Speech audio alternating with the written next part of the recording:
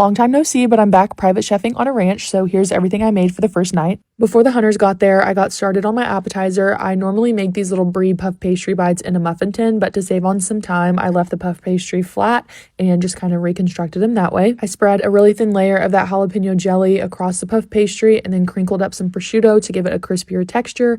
And then I sliced up some brie and kind of dolloped that around so it melted kind of throughout the puff pastry. I folded over the edges and then got these into a 420-degree oven for about 25 minutes or until everything looked nice and golden brown. I will definitely be making these this way in the future. They saved me so much time and were honestly a little bit better. While those were in the oven, I got started on my dinner prep. Tonight for dinner, I was making some smothered chicken thighs, so I got started cutting up my red and green bell pepper as well as my onion to go into that little gravy mixture. I'm honestly so bad at remembering to record everything like when I'm private chefing, just because, especially if I'm in a new kitchen like I am today, I spend a lot of my time trying to figure out how everything works or looking for different appliances, or someone comes in to chit chat and ask questions and I get distracted and forget to record, but I still have to be, actively making dinner. Whatever, you don't care. But what I'm trying to say is I did not get much of my chicken thighs recorded, but I did just sear those off in my pan and then cook down my veggies and then made a little bit of a gravy with some flour, butter, and chicken stock, as well as all the same seasonings that I used on my chicken thighs. While that was in the oven, I got started on my chocolate chip cookies. Y'all know these are kind of a staple. This was my first time cooking anything in honestly the last 2 or 3 weeks, so even though this is my own recipe, I am double and triple checking the measurement just to make sure I have everything correct. And then this is me realizing that this kitchen did not have any measuring spoons, or at least if it did, I could not find them. As y'all know, I am very loyal to my Ghirardelli semi-sweet chocolate, but for some reason, this Hue dark chocolate keeps finding its way into my cookies.